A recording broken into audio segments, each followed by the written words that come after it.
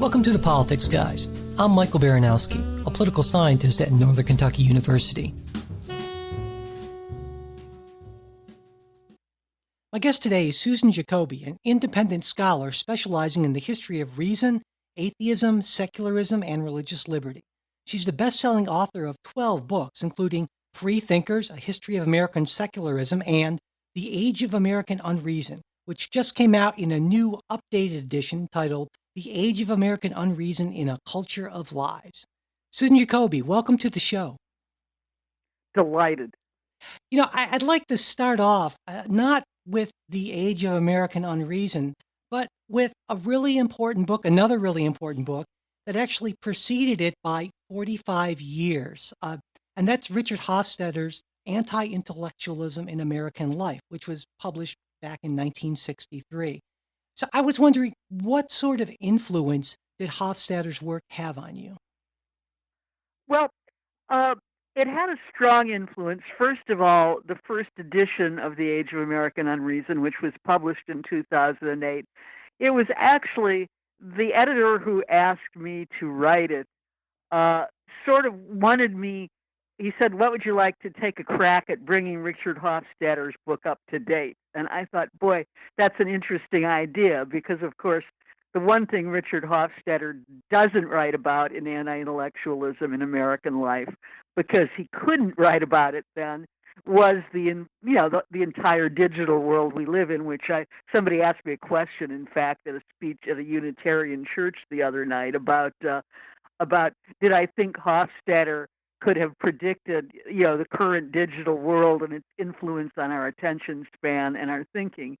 And of course, I said no, because none of us did. I was alive in 1963, obviously, and of course we didn't imagine what the digital world would be like. The only people who even knew it was coming were people who knew a great deal more about technology and mathematics than the average well-educated person does. So you couldn't know that. So one of the things I was interested in doing in 2008 was bringing it up to date in that way. But the new edition, just published in paperback this month, it's different because one of the things that I realized that I didn't understand in 2008, and again, I don't think anybody quite predicted that either, is that we're in a world in which bad things have a geometric progression. Hofstadter talked a great deal about the cyclical nature of anti-intellectualism in American life. I don't think he would have found it all that surprising that a guy with a personality like Trump could have been elected president. What he could not have foreseen are the ways in which the man is perfectly suited to the shortened attention span of the American public, which has never quite been the case before, of the man meeting the moment. So that it's not only, I see Trump not only as part of the cyclical anti-intellectualism that Hofstadter described, but also as part of the cyclical anti-intellectualism, anti-reason plus X, the X being all of the influences on us that sometimes give us the attention spans of gnats. Right. Yeah, absolutely. I wanted to ask you about that first edition that came out in 2008. Now, to me, when I think of 2008, I think the very end of George W. Bush's presidency. And at that point, at least, it seemed to me that we had reached, I don't know, a high mark, a low mark, whatever you want to call it, for anti-intellectualism in the White House. And was coming out with the book? Right. You're now thinking that was Periclean Athens, right? And George W. Bush was Demosthenes compared to what we have now. Well, it had occurred to me, right? And I was wondering, so back in 2008, was that sort of a reaction or kind of a warning you were kind of maybe writing in reaction to what we had just witnessed for the last, 8 years, essentially? Oh, sure. I did nearly all of the research for that book during the 4 years of George W. Bush's second term. And one of the things, if this book was going to be released, I had to do was, the question was I had to look at all of the things that happened, not just during the 2016 campaign when Trump first took his stairway ride down in Trump Tower, but all through the Obama presidency. I mean, so the question which you hear discussed in New York endlessly by quote the elites unquote. I always put those in quotation marks simply because it's a term invented by the right to describe anybody they don't agree with. Uh, but it's discussed endlessly. How did we get from Obama, one of the most thoughtful, scholarly presidents in American history, probably certainly the best president as writer since the self-educated Abraham Lincoln. How did we get from him to Trump? What I've come to realize in the last years, that's the wrong question, is how did we get from Bush to Obama to Trump? And I think that the answer is that all of the trends that have culminated in the possibility of somebody like Trump actually getting enough votes in the right places to get an electoral college win, all of those forces were at work regardless of who was president. And we get, particularly those of us in the media, we get so dazzled by the personality and the political differences. I mean, obviously, Obama was a very different person from President George W. Bush, and he had some very different policies from President George W. Bush. And so we concentrate on that almost to the exclusion of everything that's happening in the backdrop. And say, for example, the first edition of that book didn't even mention Twitter. I didn't see any reason to mention Twitter. It had just been established in 2006. At the time the first edition of this book came out, it had 1 million subscribers around the world, and now it has 317 million, actually more. 317 million was the figure 2 years ago.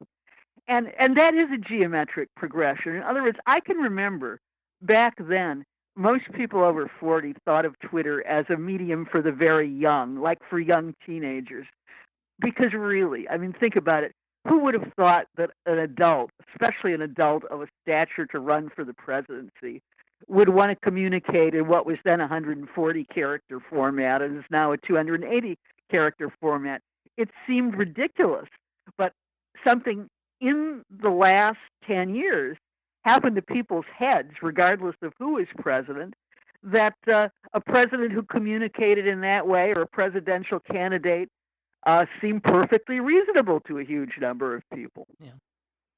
I want to ask about those terms reasonable and the term that you coined, unreason. I was wondering when you use that term, what to you does that encompass, unreason?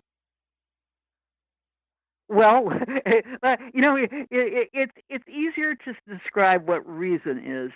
Reason, reason, reason is trying to find out as many facts as you can from as many different sources and think about what is logical, not only in terms of what you already know, but in terms of your own experience. Unreason is believing things automatically because of where they appear. It appears, let's say, on a political website you agree with, without any logical thinking through of whether the evidence makes sense. Here, I'll give you actually two examples of this.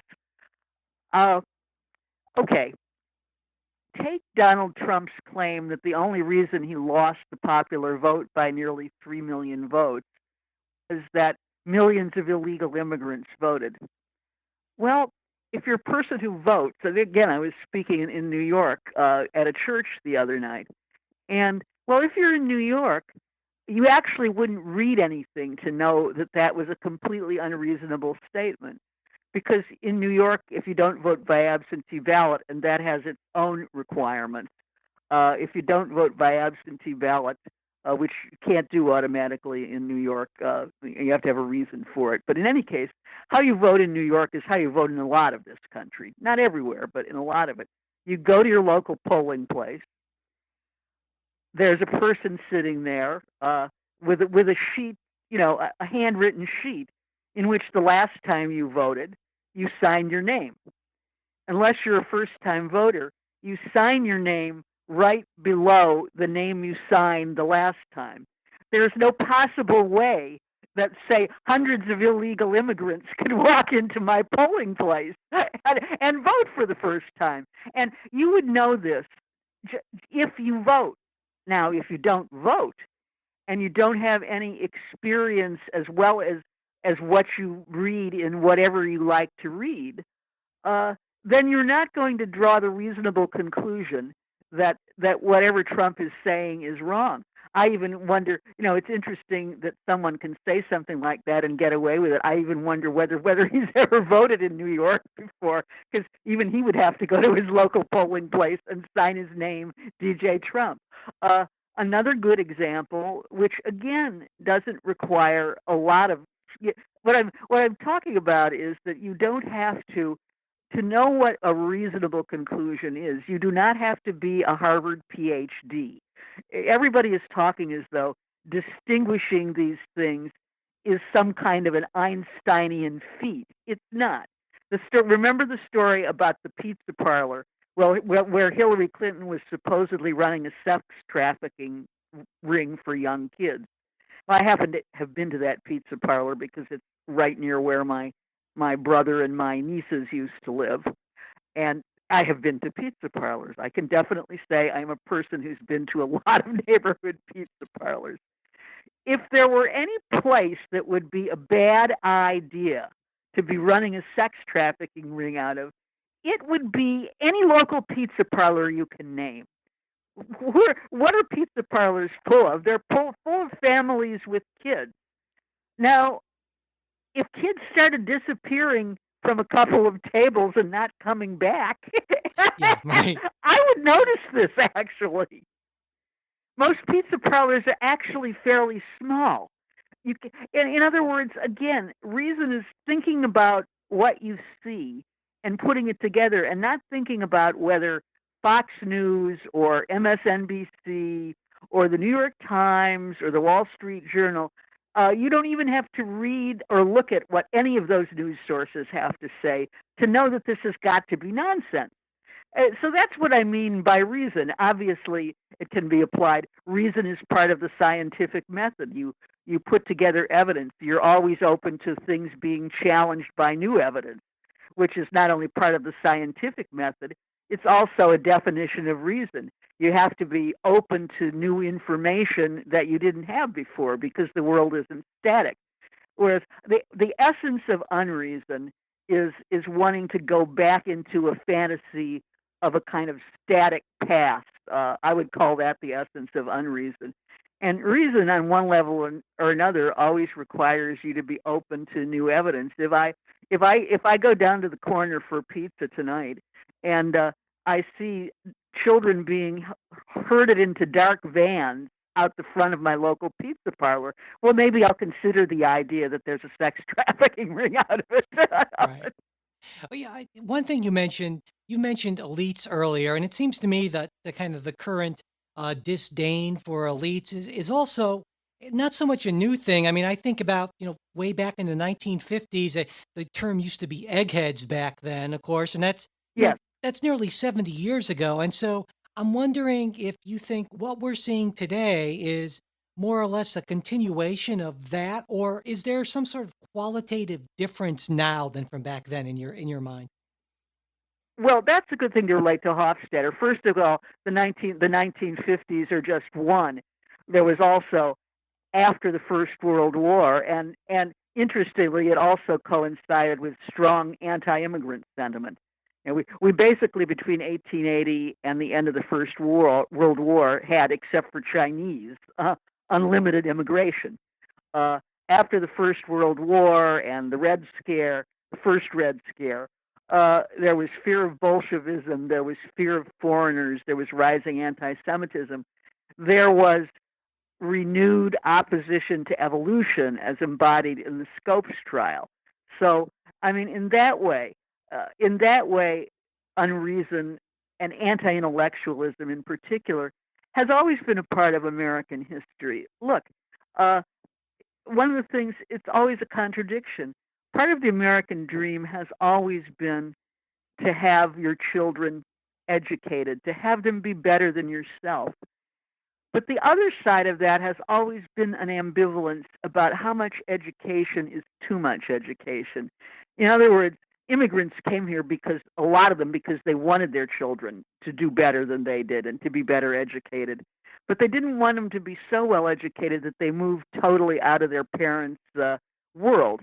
And that has always been a thing. When Donald Trump, when in during the presidential primaries in Nevada, he uh, he won the presidential Republican presidential primary there with 15.7% of the votes of people who had a high school education or less. And he made a speech in which he said, "I love the poorly educated." Well, the American dream has never been about loving the poorly educated. It's been about having your kids do better than you. But that ambivalent flip side, but not so much better that that you don't know them anymore. Which of course that's an impossible dream because that's what happens when children are a lot better educated than their parents. So one of the things Trump had is an instinct for putting his finger on people's sore spots. And that is a sore spot with a lot of people who aren't terribly well educated. But one of the things I first of all, not only do I object to the description the elites in a country in which so many of the quote elites unquote are only one generation away from their parents. Really, how different are the elites from the non-elites in certain respects? And I have had it up to here with people who are well educated who are still relitigating the 2016 election and writing themselves about how the elites don't know how to talk to working class people and the elites don't share the concerns of working class people. Well, I'm sorry. uh, my grandmother had to leave school at the age of 14 in 1913 in eighth grade because she was the oldest of eight children in a German immigrant family, and her father left the family.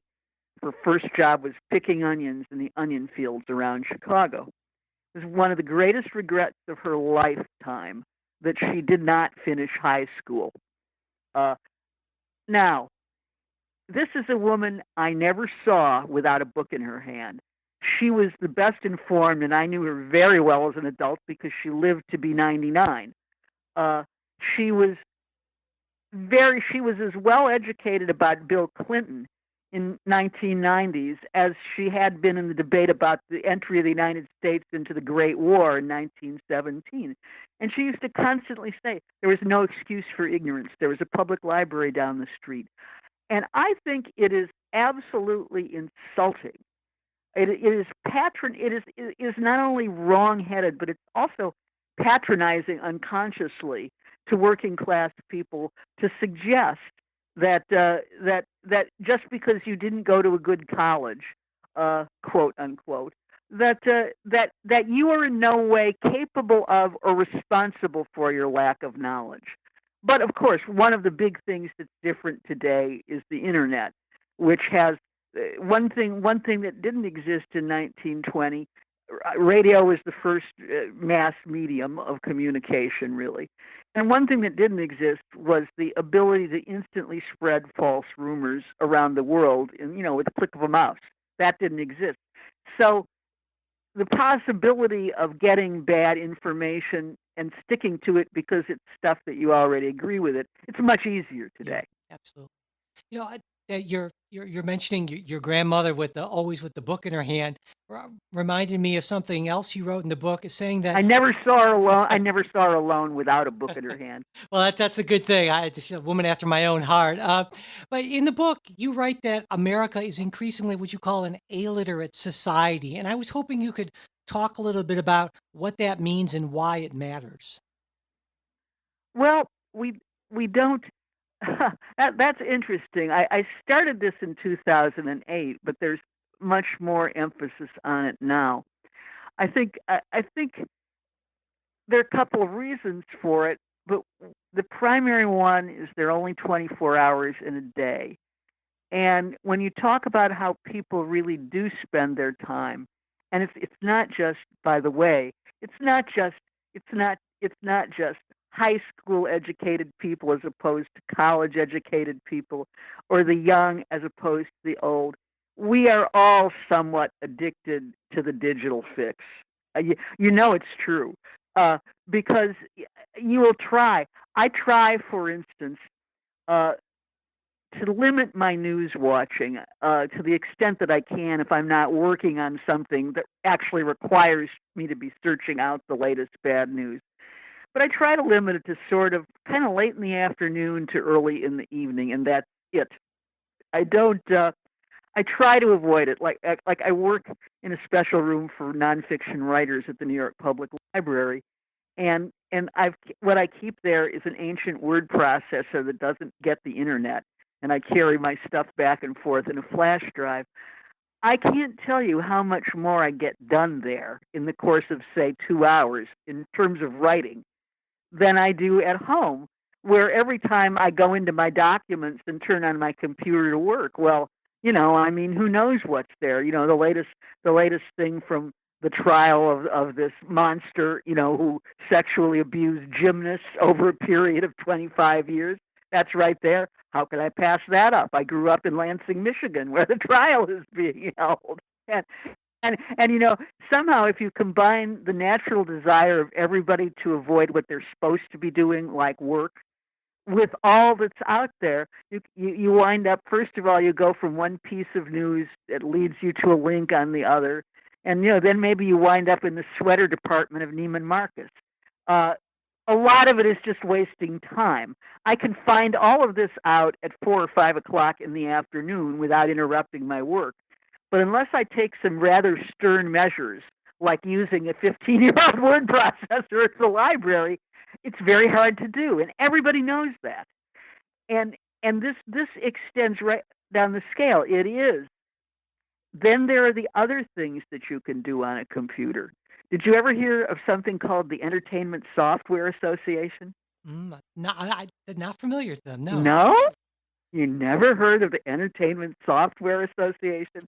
Well, it's just a PR. It's a PR association representing manufacturers of video games, and and it was, again. It's one of these things that it was a $7 billion business in 2008, and it's a $24 billion business now.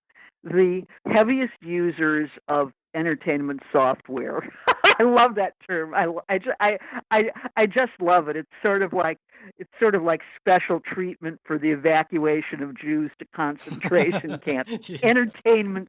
I know this is a terrible thing to say, uh, but the fact is, if you spend 4 hours a day playing video games, let's say you're an 18-year-old, and maybe you spend a lot of other time, doing if you're going to college or high school, doing some homework and so on. What time have you got to read? There's one thing that hasn't changed is there are only 24 hours a day. And if you're spending, I don't care what anybody says. Most of this stuff is is appealing to people because it provides instant gratification. I've had to learn how to play video games to do the research for this. And these pop-up rewards in the games are designed to make, people feel happy. There's so much you do in life that doesn't give you any instant reward at all. Not even a little cartoon character popping up and saying, "Yay!" That's what they're designed to do. It's one of the reasons people like them, not only because they're competitive, but does it contribute anything to your knowledge as a citizen or as a person? No. Right. So, and this really isn't related to intelligence in that sense, because I mean, if we look at, Americans with a college degree, that number's at an all-time high. Standardized tests show that, there's been this Flynn effect, this clear increase in intelligence. So this isn't what you're talking. It's not that people are getting dumber. It's just that it's easier to be distracted, is what I'm hearing you're saying. Uh, I think it amounts to the same thing. And intelligence tests, as you know, aren't really intelligence tests. That they aren't tests, for example, of your intellectual potential. They are only tests of what you know. which doesn't, and which is why if you give an intelligence test in an underdeveloped country, let's say, to somebody who has only worked on a farm, it doesn't mean that if they didn't go to a school like you did, they wouldn't be as intelligent as you are. It means they haven't been exposed to the information you need to pass intelligence tests, and to do well on intelligence tests. Uh, so intelligence is, I think I'd say we're becoming just generally stupider in the sense of our ability to think, to take the time to think things through, to put conflicting pieces of evidence together and think about it. I would say that all of that, which is really not measured by standard intelligence tests, that all of that is something which has gone down a lot. It's not just being more distractible, it's also having a base of knowledge that is smaller than it was before. I don't see how it can help but be, and I'm not saying there is a quote study to prove it. Uh, I mean, one of the things we know is that conventional school things we do much worse than most. The United States does much worse than most developed countries, and that may not be. I mean, in Sweden, people are just as exposed to the digital culture as we are, but there is one thing different. In most of Europe and a lot of, and developed Asia, there are national education standards, which if you talk to a far right conservative, it's like the deep state or something. In other words, if you go to school in, say, Italy, to take an example, if you go to high school in Naples, you have the same science curriculum as you do if you go to high school in Milan, because those standards are not set by the Naples or the Milan school boards. They're centralized standards, as they are in most of Europe and in Japan and so on. Whereas we have an education system in which, for example, there are swaths of the country in the South and the Midwest and rural areas of the Bible Belt and so on, where you can't mention the word evolution in class. Local school boards, dominated by right-wing evangelical Christians, make it so. So that I've spoken, for example, with college teachers. People think of Oregon, for example, as a totally liberal state, but there is also a strong Bible Belt in Western Oregon. And I talk to teachers at Oregon State University, teachers of their Science 101, their first science class for entering freshmen, and they have a lot of trouble because their kids are very resistant to the word evolution, because it's not even used in their high school classes because the local school boards forbid it. We don't have anything like that in Europe. They're naturally going to do better on a biology test than American students are. Right. Yeah, I wanted to ask you about sort of the bipartisan or partisan nature of this. I mean, do you see this as being roughly a bipartisan thing, or do you think that we see more unreason in liberals or conservatives, or do you have any thoughts on that? I I would say that it's a bipartisan thing only when you remove religion. Uh, in other words, I do think that far right evangelical Christians, and I stress far right, there are lots of liberal evangelical Christians too, and by that I'm not talking by using liberal and far right now about evangelicals. I'm using it to mean who believes in a literal interpretation of the Bible and who doesn't. Liberal evangelicals, like, say, President Jimmy Carter, who left the Southern Baptist Convention because he isn't a right wing evangelical. Liberal evangelicals believe there are many interpretations of the Bible. They don't. You're not required, if you're a liberal evangelical, to believe that you're going to walk into a lion's den and God will save you and you'll walk out, or liberal evangelicals don't believe in Armageddon, and how everybody who hasn't accepted Jesus Christ as their Lord and Savior is going to be killed on that last day. Uh, Conservative evangelicals believe in a literal interpretation of the Bible, and they want to put it into use in public policy. So I think, and it is partisan only in the sense that right-wing evangelicals have made the Republican Party their home. But I think it's more.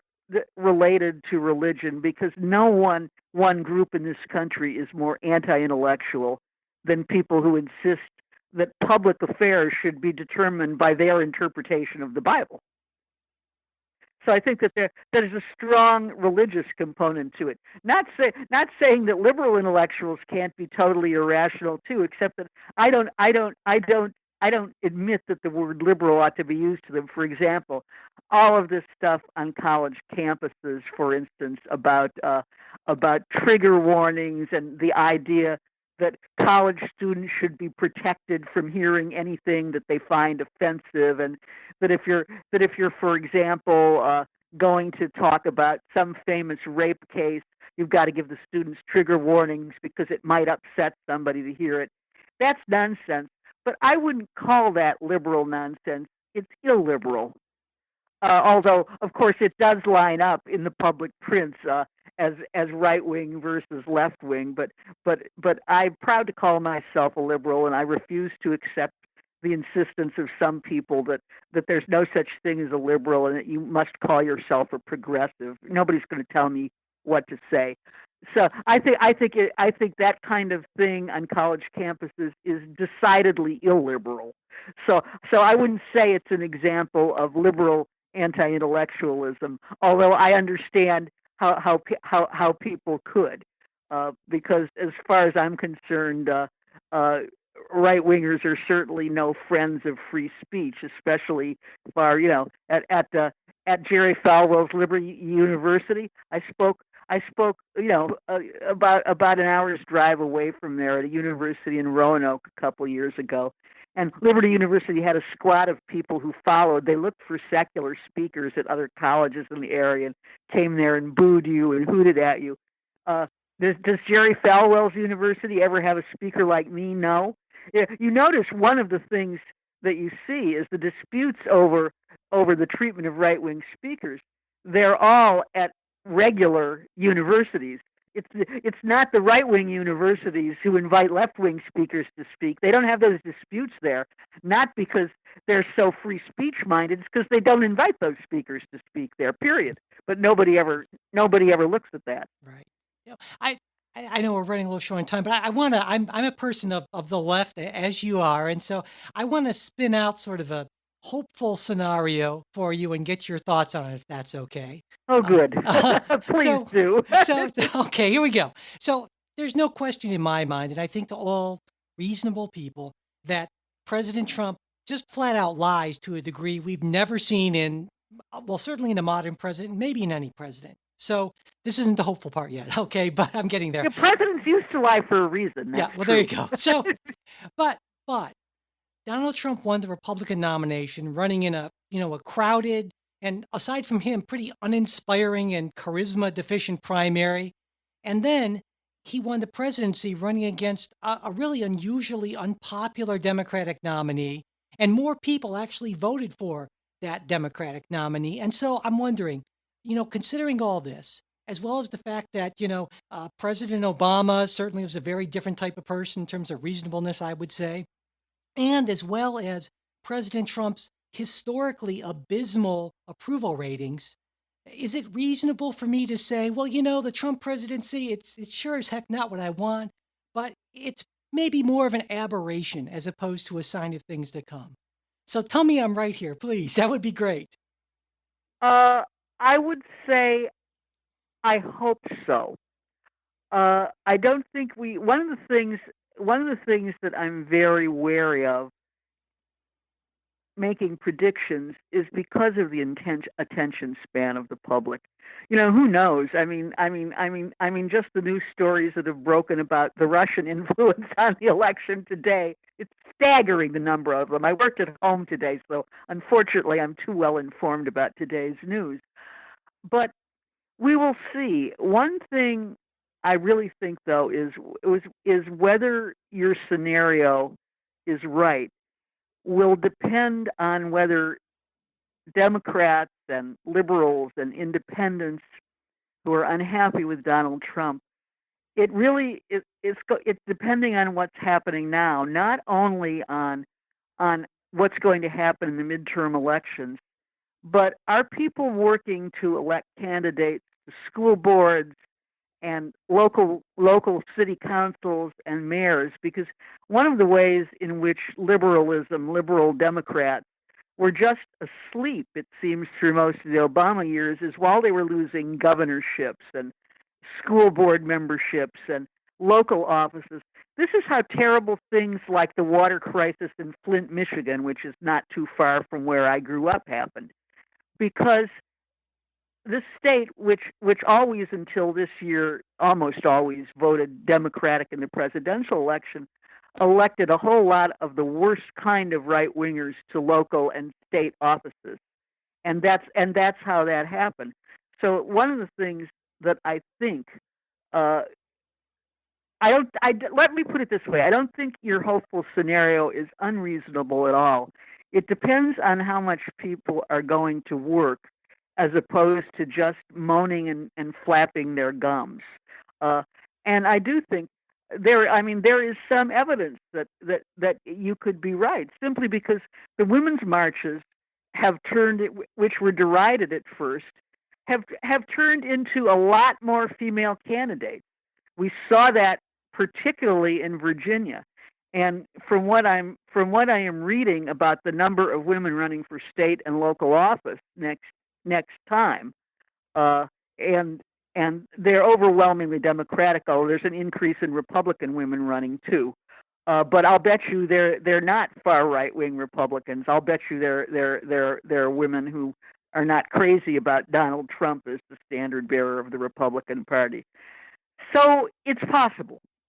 I mean, it's possible. One of the things I do think, though, is if he is an aberration, he's an aberration whose influence on the increase of all kinds of lying in public life and people getting used to it is something that's going to take a long time to overcome, no matter who gets elected, both in 2018 and who runs against him in 2020.